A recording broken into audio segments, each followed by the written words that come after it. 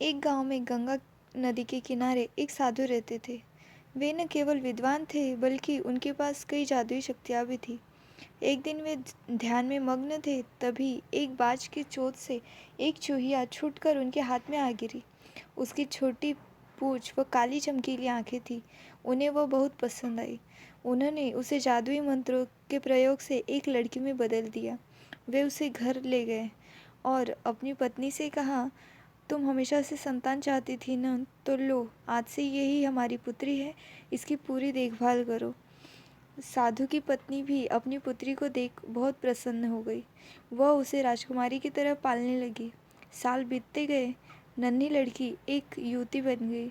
जब वह 18 वर्ष की हुई तो साधु व उसकी पत्नी उसके लिए वर तलाशने लगे। तब साधु ने कहा, मेरी बिटिया का विवाह ऐसे व्यक्ति से होना चाहिए जो सबसे बड़ा हो। मेरे हिसाब से सूर्य ठीक रहेंगे। पत्नी ने भी हामी भरी।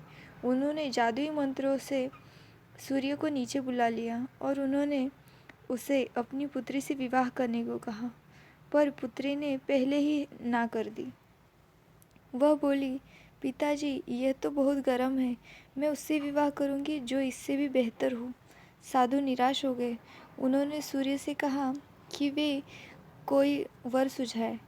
सूर्य ने कहा, बादलों के देवता से बड़ा कौन होगा? उनमें इतनी शक्ति है कि वो मेरे किरणों को भी रोक सकते हैं। साधु ने बादलों को नीचे बुलाया।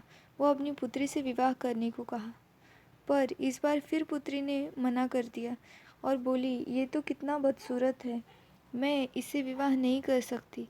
साधु ने बादल देवता से कहा कि वह कोई अच्छा वर सुझाए। वे बोले, पवन देवता ठीक रहेंगे, वे मुझे अपनी एक फूंक से उड़ा देते हैं।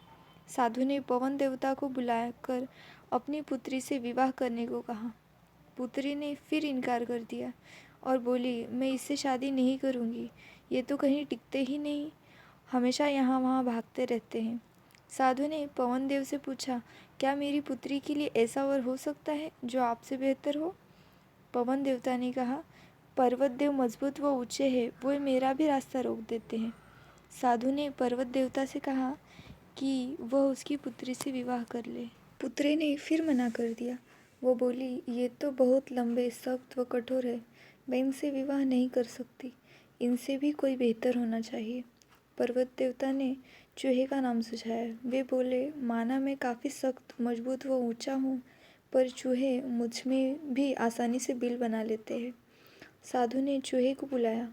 उसे देखते ही उनकी पुत्री खुशी से उछल पड़ी। हाँ पिताजी, यही तो है वह जिससे शादी करना चाहती थी मैं। साधु ने सोचा, इसे ही किस्मत कहते हैं। यह तो एक चूहिया थी और एक चूहे से ही विवाह करना इसके भाग्य में लिखा था। उन्होंने जादुई मंत्रों के प्रभाव से पुत्री को फिर से चूहिया बना दिया। चूहा व चूहिया विवाह करके खुशी खुशी रहने लगे। इससे हमें सीख मिलती है, कोई भी अपने मूल स्वभाव को नहीं बदल सकता।